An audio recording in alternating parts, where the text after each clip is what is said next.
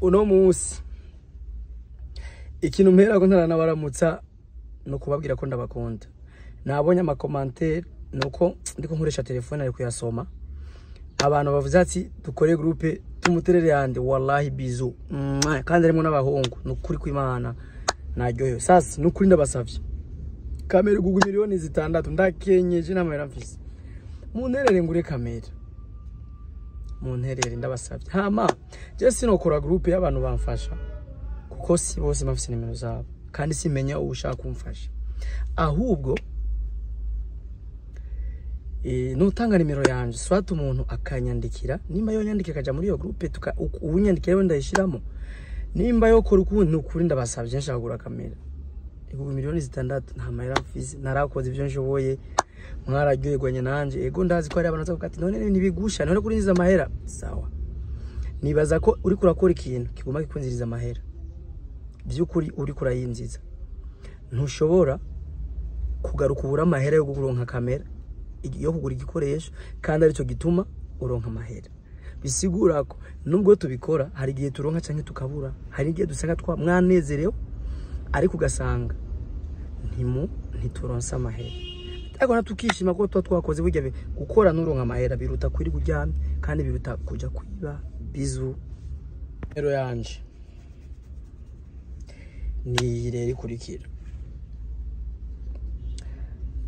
mu gifaransa ni plus 257 iyo ni code y'Uburundi plus 257 68 542 558 c'est plus 257 68 542 558 mu Kirundi guteranya 257 68 542 558 Cyongereza ki ntaco nzi novuga kimwe plus 257 69 542 558 habitoye hama kandi ndaza kwishira muri commentaire hejuru y'ama commentaire yose muzaguma muyibona murakoze.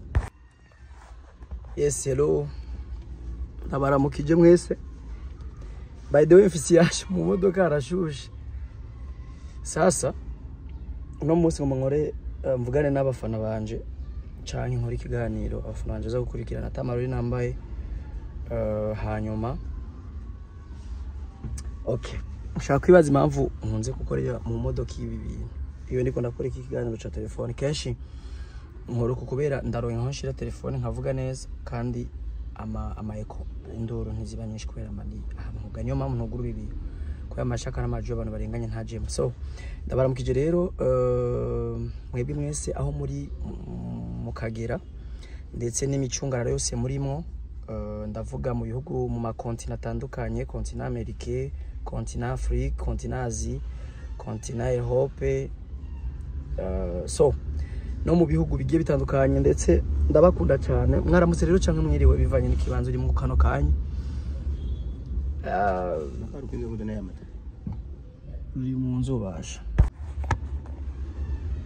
Okay turabandanya muri make rero ni kuvuga ko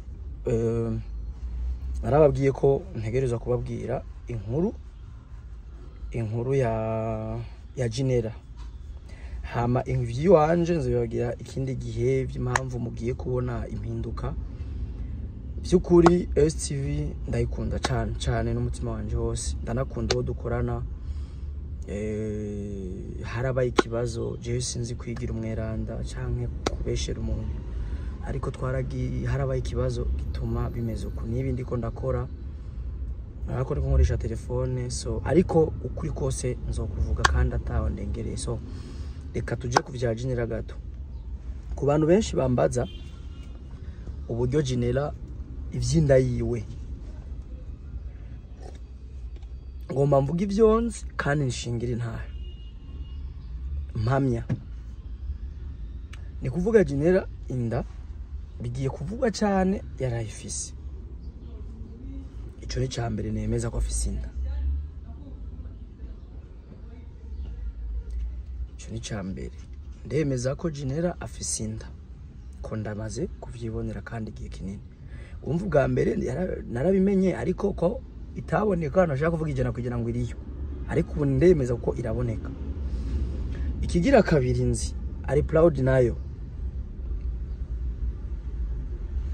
ari proud nayo, ico ni ca kabiri nemeza.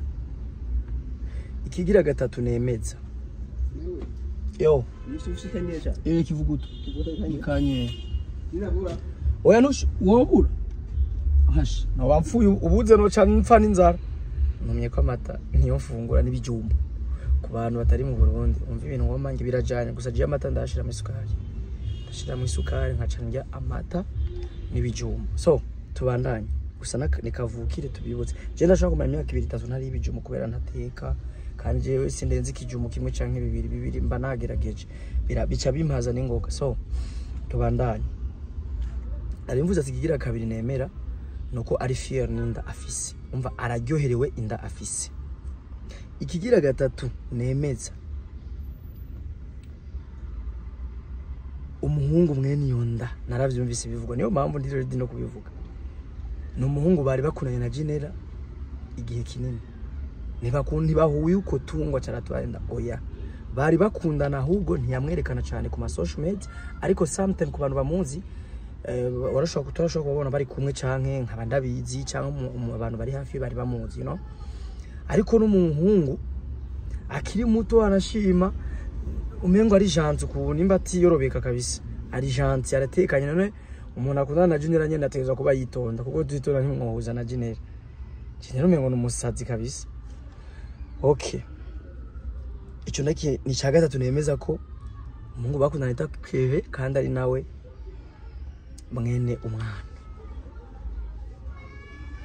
Hama amakuru yamwe n'ayandi no baha nuko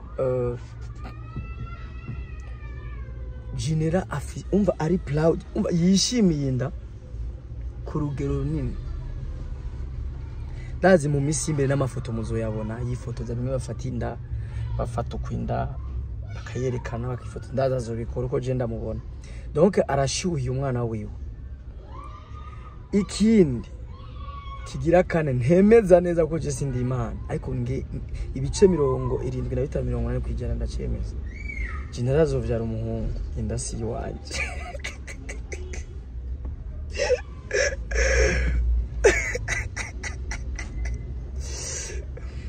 Jinera azovyara umwana w'umuhungu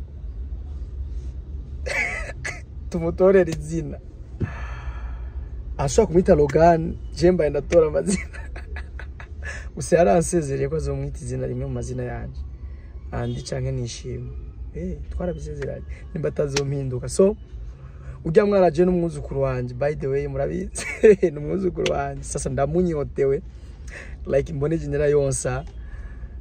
Ikindi kintu mukwiye kumenya, Jinera twaririje ubunuri ndiko naba makuru y'ukuri nta nahandi hantu mwoya sanga je mvuga gake mvuga ibintu bimeze uko. Jinera atwaririje ubunure kandi arashobora kuba mengo nta sinzi ashobora kuba guma muri imisi hasigaye akunda guma abona papa w'umwana wiwe cyane, ndibaza mvuze kumubona mu maso. Okay, sasa jewe ndi proud n'inda ya Jinera because na mwene yari proud nayo. And then je ndakunda abantu nk'abajya babyare kwere abantu baguma bakomanta k'ibintu. Hari abavuga ngo Jinera n'umulesbienne kuba tumva ico kirimi. Abalesbienne n'ujya mukobwa akundana n'abakobwa bagenzi we basangiye igitsina. So ariko urumva ko atari ivyo, hari uwo kwibaza ko ari ngumba nawe ubwiwe nkeka harayibaza canke ni ngumba, ariko no munsi biba byemeje ko utari ngumba. So ariko kandi n'umuhungu yateye tumusubire ko umuhungu yateye inda Jinera yakoresheje ibiki. Turabe apparence ya Jinera, turabe ivyo akora n'ivyo avuga nuko tumuza abantu twese, usivye ko ari abamuzi indani gatoya. Tuce twiyumvira umuhungu yamuteye inda yakoresheje strategy nyabaki, yakoresheje imigambi yiye. Umuhungu arakomeye, ahubwo ndababwiza ukuri n'umuhungu ari simple, yibereye hari simple. Sinzi ubuzima bwiwe ariko ndiko mvuga simple because uko asanzwe adakuze buba bari muri age imwe na Jinera nta myaka 3 barutana wallahi, buba barutana nk'ibiri canke 3. So ariko atekanye umengo nyene cyane baza ko uri kurabara umengo general we mugabo kubera general umuntu afise amanyama umuravye nyene byo ikora ariko simvuze umuravye muri bo babiri uravye ingene general yifata ukacubona nujya muhungu mubonye uko nyene avuga ingene yifata ukubaza ko general afise amanyama kumurusha ariko je baza ko general afise amanyama kumurusha kwera muri make inkuru mwasavye niyo ibintu vya general tout simplement Gina Ginella arafise inda kandi kuzi sinje kubesha ndaza amezi ariko iconzi inda yiwe ntiri musi y'amezi mu kwa gatatu niho yagiye muri ecography kwa gatatu bisigura turi mu kwa gatanu iri mu mezi 5 kuduga hari abagenda muri ecography na hotel bimwe byo kuraba umwana niki ariko sinamenye resulta ya ecography gusa jewe ivyo nizera ko azovyara umuhungu so igihari tumushigikire ntiyatwaye indabi wabo yatwaye indabi wiwe none ntuvango yatwaye indi wabo burya bya bintu byarahindutse kera babaca ngo yatwaye indi wanyu Ilevre nawe mu mvugo bashaka ngo yatwaye iwabo ari kumengo si gutwara indi wabo reka kandi akavuge neza ndagatanguza muri introduction nkoresha telefone ibintu byose n'ubwenge yoze okay ariko ndavuga ati Ginella ntiyatwarinda iwabo tuvyumvikane neza Ginella ntabwo yatwarinda iwabo umuhungu yakundana na Ginella bari bamaranye iminsi yitwa Kevin we bari bamaze igihe bakundana hafi umwaka urashaka kuba umwaka yo ngira byahi sana ndiko ndakora video hingi bingumirize binyugurure gusa bive mu mwuka bijumbu birahiye by the way ngoma ngi bijumbu n'amata raba wakuyemwe amazi mugasafuriya hari ukuntu minina amazi akavamo gacushira ko kandi kumbabura oya uraminina amazi akavamo ugacusubiza kumbabura ujya mu mwuka ukavamo bikumuka umva kandi ndakurusha ndakwibukije basi ndiko nakora video ndiko navuga n'abafana banje so ndiko nakora ikiganiro mu muri make rero reka ndabaha inkuru nyayo rero nyezina gumana nanje kurikira video yose ibintu byose biraje by the way iyo niyo nkuru nandi abafitiye muri kano kanya ndabakunda cyane and nzoza ndakora ama video menshi na telefone ukunyene gushika ivyo nababwiye muravyibuka ariko kandi bashimire muri simvuge byinshi cyangwa gukora video ndende mankora nyinshi apana ndende kugira mugume mumbona basi umuhungu wanyu tugume tuyaga hama munshigikire by the way munshigikire kuri TikTok nitwa MC Andy munshigikire kuri Instagram baheruka kumpiratira Instagram mufise nyine shasha aba followers afise ni MC Andy please 257 MC Andy 257 ya ama Facebook page ni MC Andy nyene